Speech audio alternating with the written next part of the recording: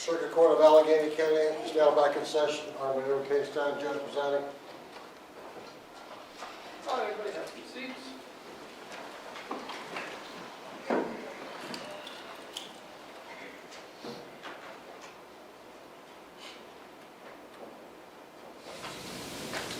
All right, Commonwealth versus Duncan. Commonwealth ready. Yes, Your Honor. Is the defense ready? Yes, sir. Is your client waive formal reading? Yes, sir. All right, Mr. Duncan, if you please stand.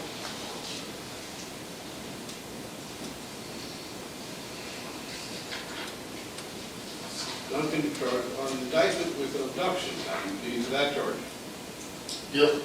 Charged on amended indictment with brandishing a firearm. How do you plead to that charge? Yep. Charged on indictment 22-535 with strangulation. How do you plead to that charge? Yep. And finally, indictment 22-536 with assault and battery with family or household member. How do you plead to that? Yep. Raise your right hand. Do you swear to give true and perfect answers to such questions as may be propounded to you by this court before you die? Yes, ma'am. Go ahead and have a seat. Would you take your full name for the record, please? Robert Clay Duncan, How old are you today? 52, Your Honor. How far did you go in school? Associate's degree in aeronautical engineering. So you can read, write, and understand the English language. Yes, Your Honor. So you're under the influence of any drugs or alcohol today. No, sir. You fully understand the charges against you. Yes, sir. And you discuss the charges and their elements with your attorney. You understand what the Commonwealth would have to prove before you can be found guilty. Yes, sir. You also discuss with Mr. Wendt any defenses you might have. Yes, sir. After those discussions, did you have a discussion with him on how you should plead? Oh, no, sir. Yes, sir. After all of that, did you decide for yourself to plead guilty? Yes, sir. Did you plead freely and voluntarily? Yes, sir. Did you plead because you were in fact guilty of the crime charged? Yes, sir. Understand that by pleading guilty, you give up certain rights. You give up the right to be tried by a jury. Yes, sir. You give up the right not to incriminate yourself. Yes, sir. You give up the right to cross-examine the witnesses against you. Yes, sir. You understand that you're currently on probation, parole, or have any suspended sentence over you. These guilty pleas would affect those charges. Yes, sir. Has anyone connected with these cases in any way threatened or forced you to plead guilty? No, sir. Has anyone made you any promises other than what's in this plea agreement? No, sir. You understand the maximum punishment for each of these charges? Yes, sir. You understand at least one of these is a felony conviction, and that felony convictions have civil consequences, such as loss of the right to vote, loss of the right to possess and transport a firearm. Yes, sir. You understand the domestic assault conviction might also have an effect on the firearm privileges. Yes, sir. Have you discussed the sentencing guidelines with your attorney? Yes, sir. You understand the court is not required to follow those guidelines. Yes, sir. You understand there's no parole in Virginia. Yes, sir. And finally, you understand that by pleading guilty, you waive the right to appeal. Yes, sir. Mr. Duncan, has this plea agreement in front of you? Did you sign this agreement? Yes, sir. Before signing it, did you read it or have it read to you? Yes, sir. Did you fully understand it? Yes, sir. So, let's go over this. It says that you will plead guilty to the abduction, which you've done, that you'll be sentenced to 10 years with 8 years and 4 months suspended. You understand that? Yes, sir. So that would give you an active sentence of 1 year and 8 months. Yes, sir. That on the brandishing, you'd have 12 months, that all of that would be suspended. On the strangulation, 5 years, all suspended. And on the assault and battery, it's 12 months, all suspended. You understand all that? Yes, sir. You understand that when you get out, you have 3 years of supervised probation, 10 years of good behavior. You understand all that? Yes, sir. You understand that you are to have no contact, direct and any or indirect, with the victim in this case, Yes, sir. and that you have court costs to pay. Yes, sir. And then some other charges, looks like the use of a firearm,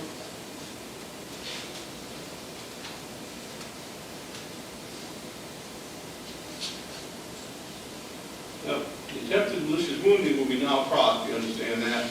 Yes, sir. It says here the use of a firearm will be non-pros, but in fact it's been amended as not. Your Honor, we received those two charges. Okay. All right, so the other firearm charge would be non-pros, you understand that? Yes, sir. And the firearm that was taken from you would be forfeited to the Clifton Forge Police Department. Yes, sir. Is that your understanding of the plea agreement? Yes, sir. Did you understand all the questions that I asked you? Yes, sir. Did you answer all of those questions truthfully. Yes, sir. Are you entirely satisfied with the services of Mr. Webb? Yes, sir. Do you have any questions at this time for me? No, sir. Mr. Commonwealth, then to summarize the evidence again. Yes, Your Honor, thank you. On May 4th, 2022, Jennifer Duncan appeared at the Alleghany County Sheriff's Department seeking a protective order against her husband, Robert Duncan, for an incident that occurred on April 29th, 2022. At that time, based on her report, Clifton Forge officers were notified. Officer Murillo and Lieutenant Scott Balzer from the Clifton Forge Police Department spoke with Ms. Duncan. Officer Murillo noted at the time that he could observe bruising on Ms. Duncan's neck, chest, and arms. Jennifer Duncan stated that the incident occurred days prior when she had gone into the bathroom in their shared residence, and Robert had followed her inside where he hit her several times.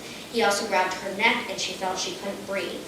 At one point, Robert told Ms. Duncan that she needed to stay in the bathroom and she could not leave, and he retrieved a firearm. Then he came back into the bathroom, blocked the doorway while holding the gun, and continued to verbally abuse Ms. Duncan. Ms. Duncan did not feel free to leave the room at that time. Based on Ms. Duncan's statements to law enforcement, Lieutenant Balzer obtained a search warrant for the home where he found and recovered a firearm matching the description Ms. Duncan had given to law enforcement initially.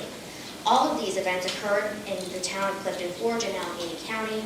Ms. Duncan is present today, as is Lieutenant Scott Balzer from the Clifton Forge Police Department. The Commonwealth has consulted with Ms. Duncan throughout the plea negotiations. She has reviewed the written plea agreement and fully supports it. On behalf of the Commonwealth and Ms. Duncan, we request that the court accept the defendant's plea and sentence him in accordance with the written plea agreement.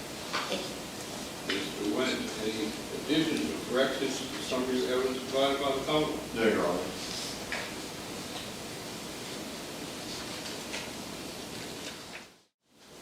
Duncan, would you please stand? Duncan, as you find that you have been present, after proceeding together with your attorney, as you find that you pleaded guilty has been entered freely and voluntarily, you understand the consequences of pleading guilty, penalties you're facing, the rights that you're giving up. You find that a factual basis to support these convictions, and that you have been ably and capably represented by counsel. Both sides waiving the pre-sentence report. Yes, Your Honor. Yes, sir. Mr. Duncan, is there anything you'd like to say at this time, or is there any reason the court should not conclude your case? No, sir. Based then on your pleas of guilty, the summary of the evidence and findings of the court, the court will find you guilty of abduction as set forth in that warrant. The court will follow your plea agreement, and therefore be sentenced to 10 years in the penitentiary, 8 years and 4 months will be suspended if you an active sentence of 1 year and 8 months. The court finds you guilty of brandishing a firearm on the amended indictment, you're sentenced to 12 months, all of which is suspended. The court finds you guilty of strangulation, you're sentenced to 5 years, all of which is suspended. And the court finds you guilty of assault and battery, sentenced you to 12 months, all of which is suspended. That should be a total sentence of 15 years and 24 months, with all but 1 year and 8 months suspended. Find you guilty to be placed on 3 years of supervised probation, 10 years of good behavior. You need to obey the law, you have good behavior, follow all the rules of probation. You need to pay your court costs. And as a special condition, you are to have absolutely no contact, direct or indirect, with the victim in this case. Motion with regard to remaining charges. The Commonwealth will move to null pros the remaining charges. There's no objection. No objection. Remaining charges will be not processed. All right, thank you all. All right.